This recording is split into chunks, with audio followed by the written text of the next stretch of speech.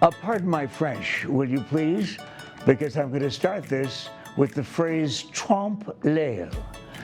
Yeah, I'm showing off a little bit, but I will tell you, it is one of the most fantastic and interesting schools of art that I think anybody is going to find, because it's a forced perspective, kind of an artistic 3D.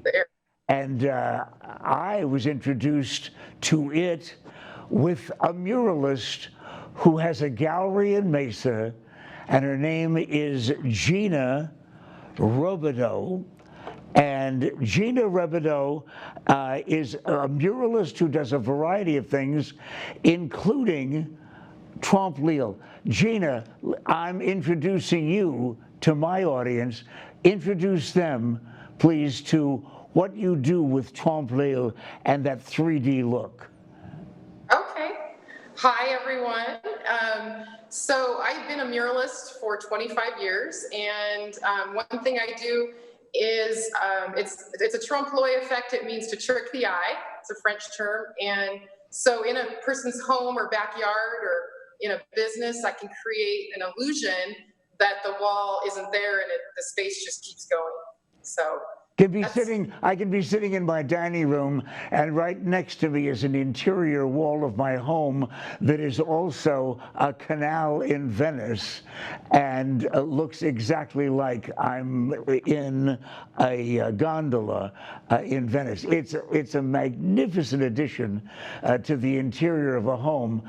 And by the way, Gina Ribaudo is right now in her gallery, and that's why it sounds like she's in her gallery when she's talking to me. Gina, you and I were introduced, though, when I was told about a very special work you did, portraiture on a park wall in Tempe of some guys that most of us have known for a lot of years. Talk about that. Yeah, I was commissioned by a man named Tommy Gwynn. It's actually his wall. It's the outside of his wall, so it's on a very popular street. A lot of walkers, a lot of bikers. It's Country Club Avenue in Tempe, and he wanted to do some legends that have lived here in the valley and pay tribute to them. So he picked the outside of his wall instead of the inside, so everybody else could enjoy it. And so far we've done 5 legends, and he wants to add an additional 2 possibly. But yeah, he found me.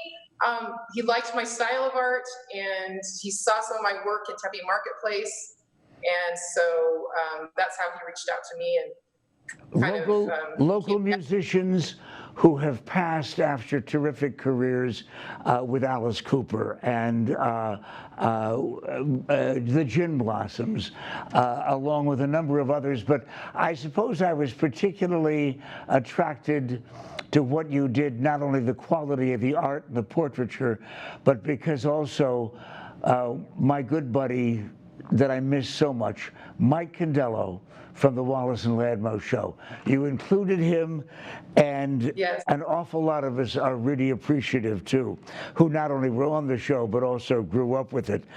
Where is the gallery itself, so that we can see work like those portraits that you have behind you, and you can direct us to the wall in Tempe where the other musicians are? I'm located in downtown Mesa on 202 West Main, and it's really the corner of Main and Robeson. People that are from this area would know it used to be a yoga studio right there, located right on the northwest corner, I believe.